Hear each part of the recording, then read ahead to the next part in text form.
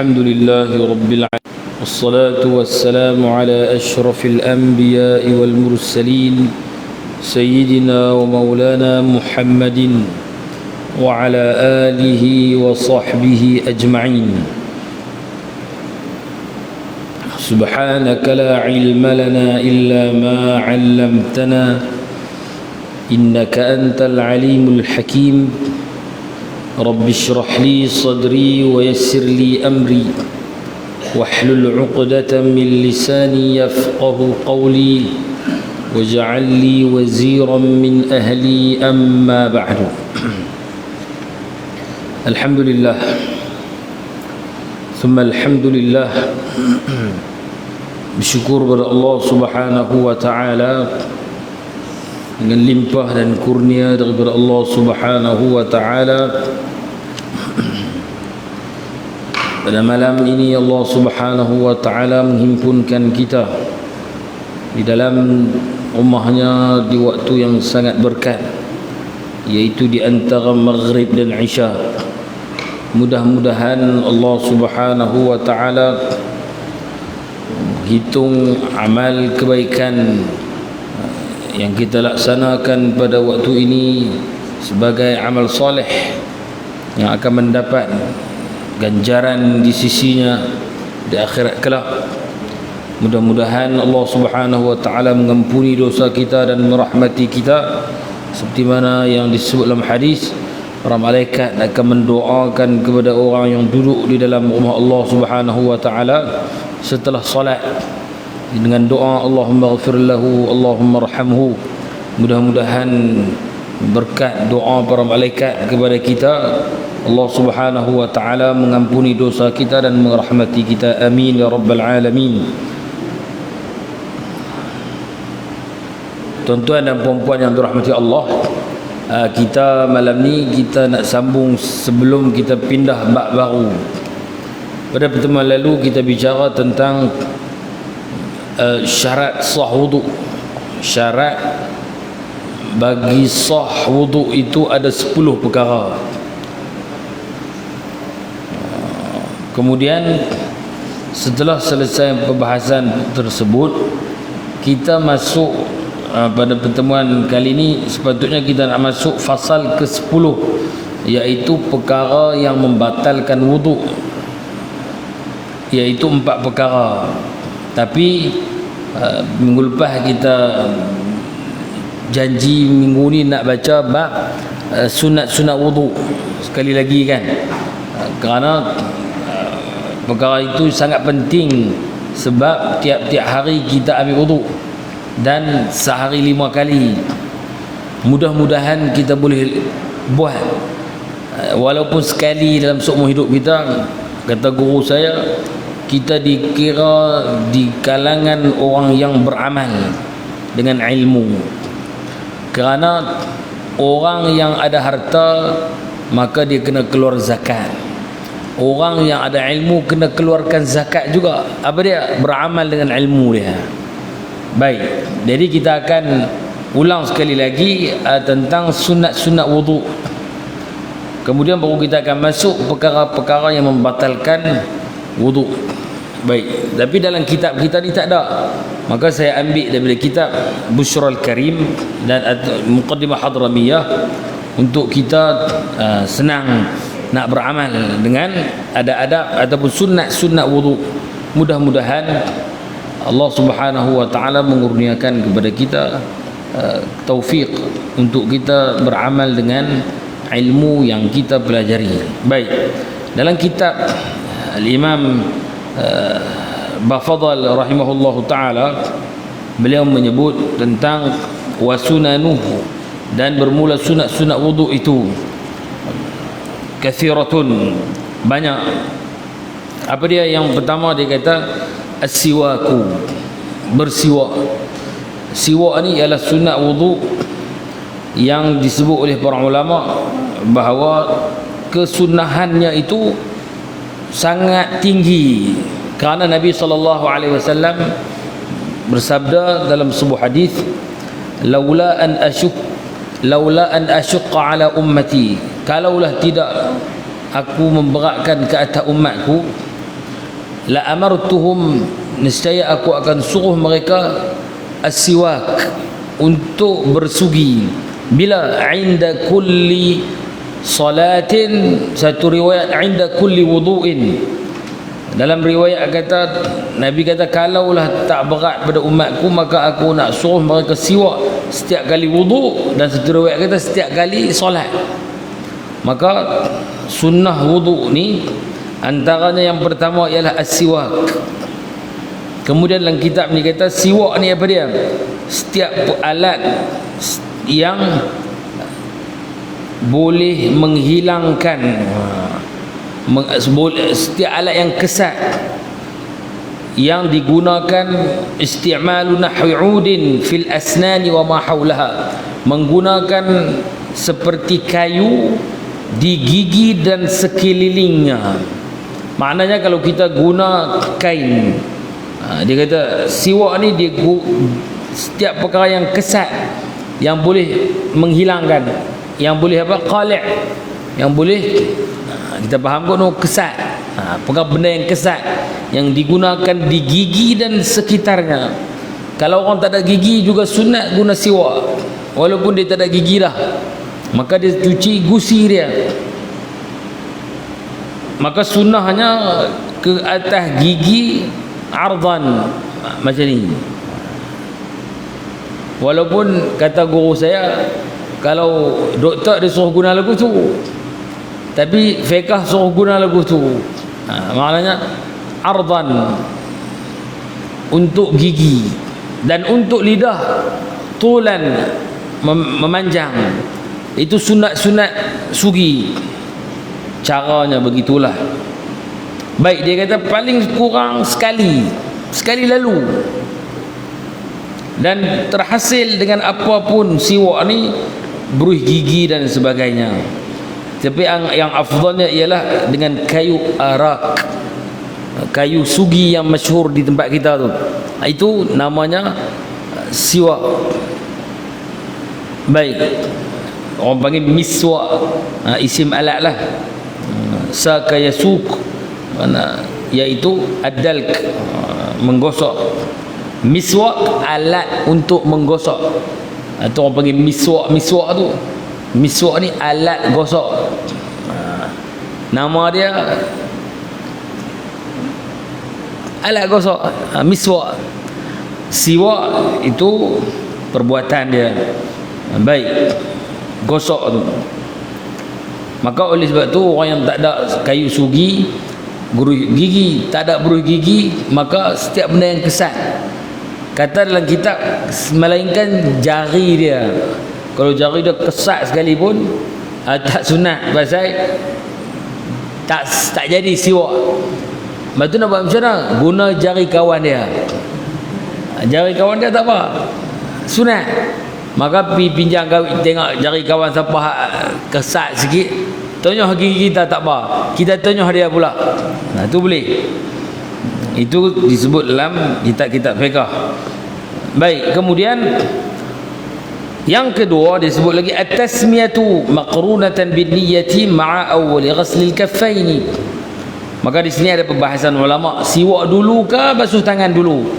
Baik, apa yang mu'tamadnya ialah kita mula-mula sekali pergi dekat paip, buat apa? Paip ataupun kolah, maka kita basuh kedua tangan dengan bismillah sekali, dan niat sahaja aku melakukan sunat-sunat wudu. Kena niat.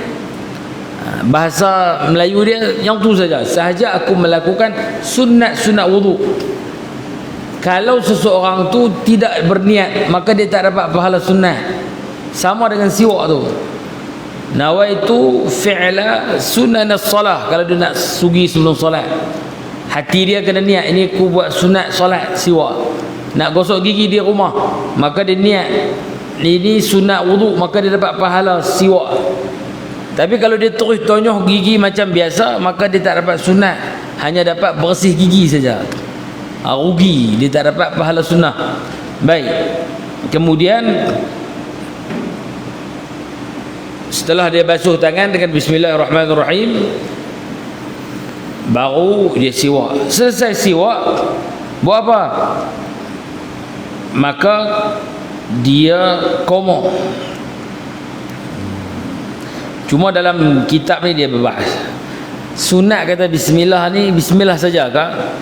Ada pendapat kata paling kurang bismillah. Sambung lagi bismillahirrahmanirrahim.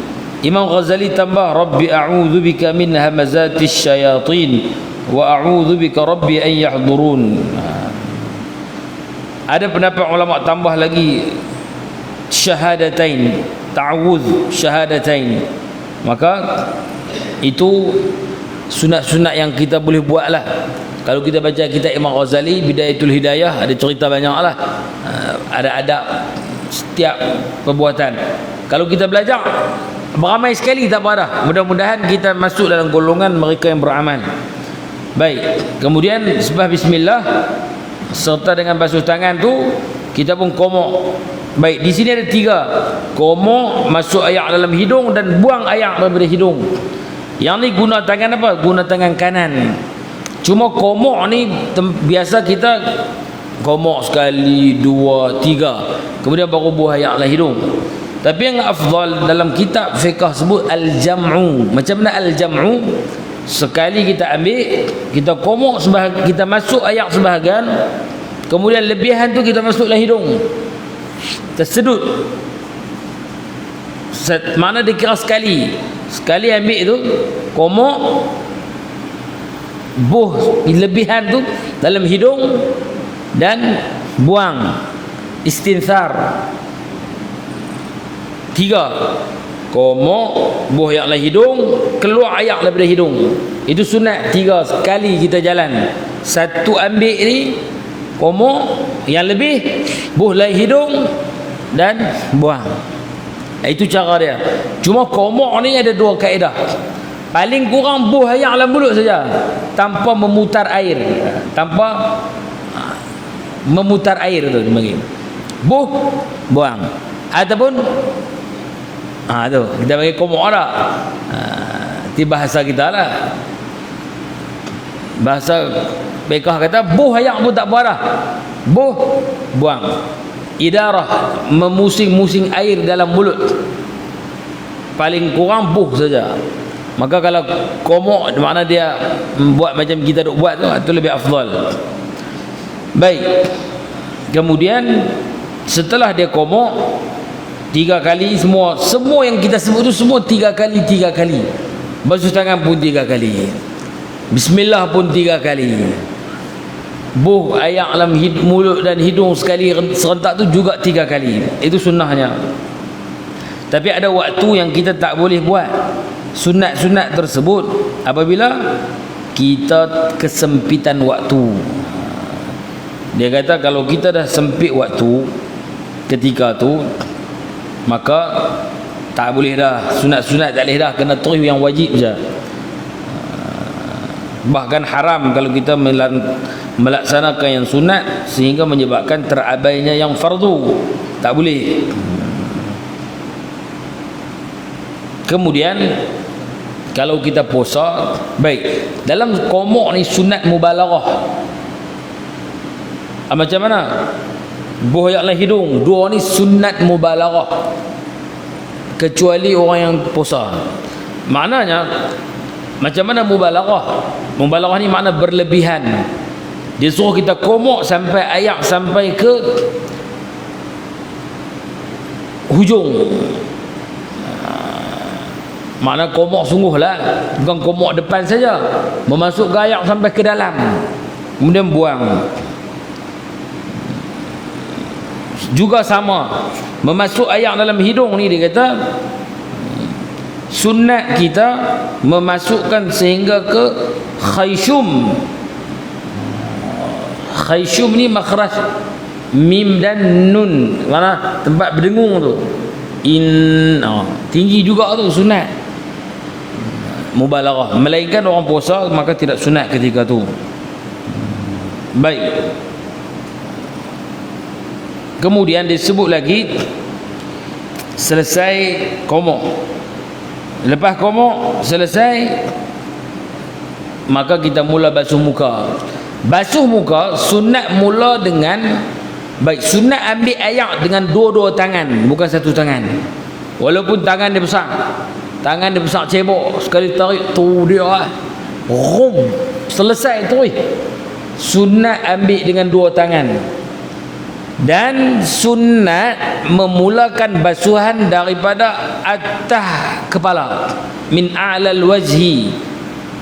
Yang ni jarang. Kata guru saya, Syekh Taha, dia kata ramai orang tak buat dah yang ni. Orang suka basuh mula depan.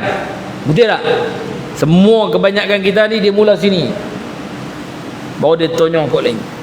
Yang sunatnya dalam kitab sebut, mula yang Nabi buat ialah mula dari atas. Saya tengok guru saya buat sampai sekarang duk buat. Ambil air, maka dia akan turun daripada atas. Bukan lagu tu. Dah ni, air dari tangan ni, dia lepas turun air ni. Kan bila kita ambil lagu ni, dia akan turun kot tapak kan. Maka kita turunkan dia di bahagian muka di atas ni. Dari bahagian atas dulu, baru kita sapu. Kita menurunkan dari atas dulu. Bukan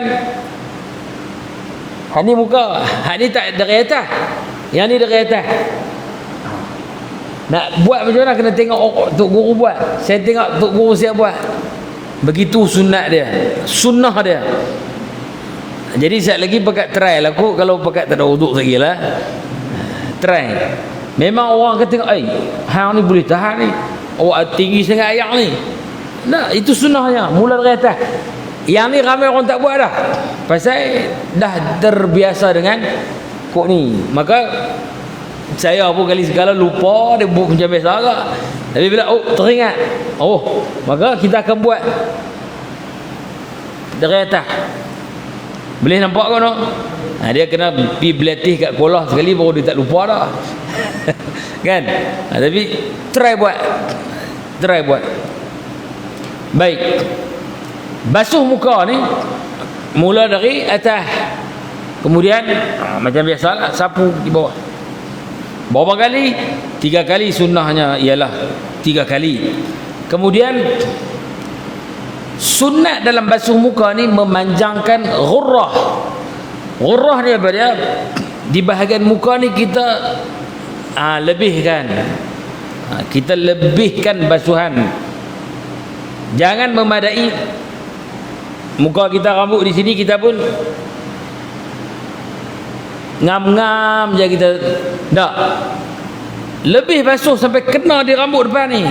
Sebab tu kalau kita nak ambil wuduk yang sempurna, dia tak boleh pakai kepiah lah. Kan, kita kena letak dulu, maka kita basuh muka. Basuhan yang wajib ni kemudian kita lebihkan.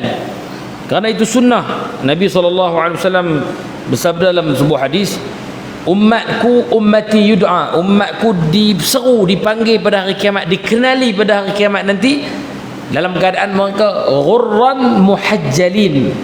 Apa dia ghurran? yakni putih di kawasan muka dia, Pak. Muhajjalin, putih di bahagian tangan dan kaki. Sekali kita sebut.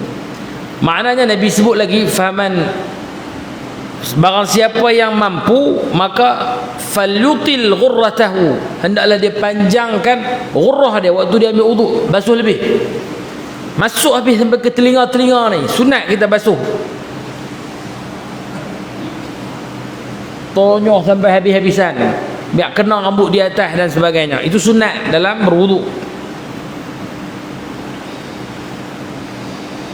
Baik, muka sunat juga kita ad-tadlik, yakni ad-dalk, menggosokkan wajah kita ni. Waktu kita ambil wuduk ni tonyoh. Mazhab lain, mazhab Imam Malik wajib, mazhab kita sunat. Tambah-tambah di celah mata, tepi hujung ni, tempat yang selalu berhimpunnya kotoran. Bukan kotoran apa, tarik mata tu, yang menyebabkan tak sampai air dekat kulit kita, maka menyebabkan tidak sah. Kemudian orang yang ada janggut, sunat dia dipanggil takhlil. Mentakhlil bahasa Arab makna menyelati janggut dia. Selat janggut ni menggunakan air yang baru, bima'in jadid. Bukan sekali jalan tak. Basuh muka dulu, Kemudian 3 kali ambil air baru, buh di bawah ni, naik. Bima'in jadid, dengan air yang baru. Mana ambil air baru. Jelas tak? Okey, itu muka. Selesai muka dan lebihkan yang kita sebut tadi. Itu sunat-sunat tu. Kemudian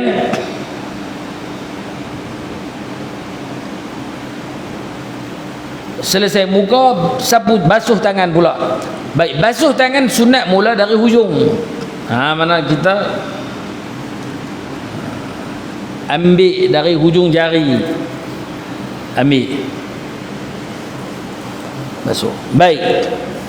Dan sunat kita tasbik ketika tangan ni, sunat tasbik. Tasbik ni makna ini mana tasbik. Dalam hadis musalsal bil musyabakah, kita pergi kat tu guru buat sini kat kita. Ni dia panggil musalsal bil musyabakah. Cuma tasbik ni ada waktu dia makruh, ada waktu dia sunnah. Baik, sekarang ni sunat dalam wuduk kita musyabakah, untuk menyampaikan air secara yakin di celahan jari kita. Ini sunat. Kemudian mengambil air melalui, memulakan dengan hujung jari. Baik, di tangan pun sunat kita melebihkan basuhan.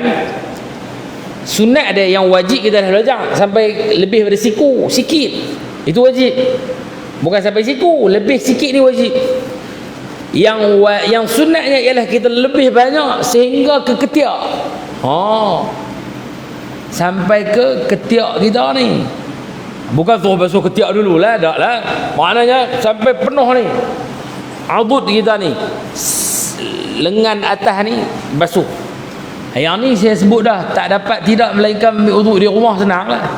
Di masjid, di surau, di luar kan kita nak buka baju dulu kan, orang tengok kita tu dia sampai ketiak dia basuh, maka mungkin orang yang tak belajar fiqh ni dia heran lah kan. Tak, kita yang belajar ni boleh buat di rumah. Tambahlah ni jenis rumah pakai shower ni kan, ayak kat atas tu, lagu kita seluk tangan tu dia angkat tu, ibarat dia basah semua. Niat ni sunat wuduk, dapat pahala lebih. Ini dipanggil tahjil sunnah, iaitu memanjangkan basuhan tangan ni sampai ke siku, sampai ke bau. Sampai ke bau sunat kita panjangkan. Baik, itu tangan. Sunat juga gosok 3 kali. Baik, kalau kita ambil langkolah, memadai kita celuk tangan, kita bergerak 3 kali. Sekali, 2, 3, maka cukup 3 kali. Kalau kita jenis ambil lagu tu, maka kena 3 kali ambil lah. Itu kaedah dia. Kemudian selesai tangan, sapu ke semua kepala kita. Mashu jami'ir ra'si, semua. Cara dia macam mana, kaifiat dia meletak 2 anak jari, bukan anak jari, ibu jari di sini. Kemudian kita ambil air, letak di sini, kemudian kita sapu di belakang. Kalau rambut kita panjang tu maknanya mungkin panjang lagu tu ke lebih sikit daripada rambut orang biasa, kita sunat patah balik gostan gitu. Sya'run yang qalib, dalam kitab sebut rambut jenis mana dia boleh pergi sikat lagu tu kalau dia pergi lagu tu bahagian bawah tak kena, maka sunat dia buat lagu tu balik. Kecuali rambut orang perempuan yang terlalu panjang, orang perempuan tak gaduh, sekali je dia buat, tak perlu tarik pula belakang ni yuk pergi depan, tak perlu, memadai sekali je pergi, sebab rambut dia terlalu panjang. Orang lelaki yang rambut sederhana ni, macam saya jenis botak sikit ni, sekali tarik tak apa dah. Tapi yang jenis tebal ni, jenis sikat ni, maka lagu sekali 2. Tapi 1, 2 ni baru sekali dikira. Ambil lagi 3 kali. Itu mashu jami'ir ra'si. Selesai no? Baik. Kemudian telinga pula. Mashul udhunaini zahirihima wa batinihima. Sapu telinga Zahir dan batin. Soalan dia nak tanya tuan-tuan dan puan-puan, telinga ni tang mana zahir, tang mana batin? Zahir kita faham kan, luar. Batin dalam. Hak mana luar, hak mana dalam? Agak-agak bila? Anak telinga dalam. Lepas tu hak ni luar. Dalam kitab fiqh dia kata telinga ni dia kira zahir yang mana, yang belakang ni. Ni zahir. Ni zahir. Kita lipat ni zahir ni. Sebab apa dia kira ni zahir? Pasal waktu kita keluar daripada perut mak kita dulu, yang ni dia lagu tu. Maka yang ni yang nampak dulu ni dikira zahir. Batin mana hak dalam ni hadap pusing-pusing ni dikira batin. Ni bahagian yang kita duk depan, yang kita nampak depan ni, yang ni batin. Zahir belakang ni. Sunat basuh depan, zahir dan batin. Sunat sapu tu. Maka para ulama menyebut beberapa kaifiat, sehingga pertama yang kita duk buat biasa ni, kita pegang ni, kita pusing 3, habis ambil air baru pula.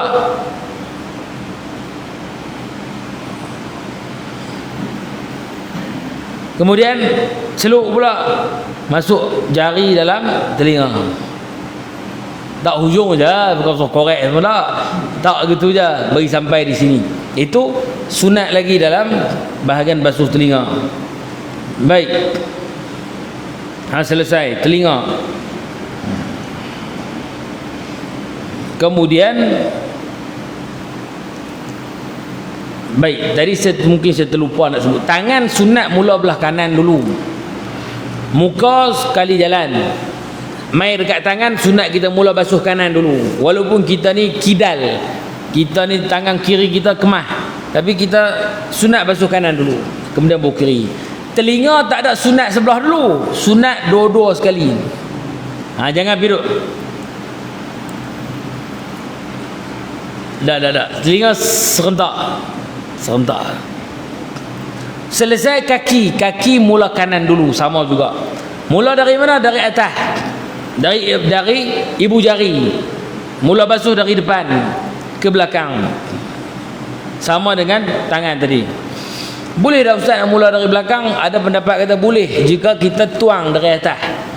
Macam kita duduk berdiri lah ni kan, kita tuang. Boleh kita mula dari tumit dulu, tidak ada masalah.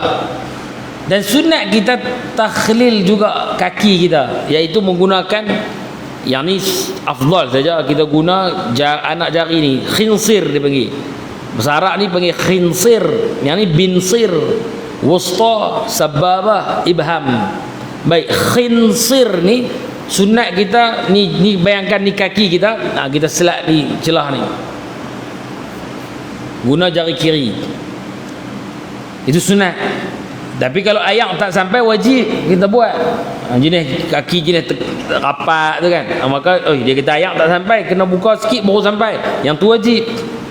Ni maknanya kaki dia ruang ada dah sampai, sunat kita tu buat juga walaupun ayak dah sampai. Kemudian sunat di kaki ni basuh sampai rukbah, lutut. Ni dipanggil tahjil. Allah Akbar, lutut tu kita separuh betih pun berasa sejuk ya amat dah kan. Allah kata tak tahan dah ni, sampai ke kepala lutut kena tu, ya sunnah. Sebab apa? Di akhirat esok orang yang ambil wudu, anggota dia akan bercahaya. Maka hari yang gelap esok, satu, yang kedua senang dicam. Masya Allah, sampai ke lutut pahala dia. Jadi kita nak aturlah. Sebab tu saya sebut tu, kalau kita ambil wuduk di rumah, maka buat, sebab sunnah Nabi suruh, siapa yang mampu Nabi suruh panjangkan ghurrah dan tahjil dia tadi tu. Muka lebih, tangan pun sampai ke siku, sampai ke bau, sampai ke bau kaki ni, sampai ke lutut. Mana ni betih kering campur dengan apa belakang ni? Kita panggil apa belakang ni? Apa dia? Perut betih sampai habis.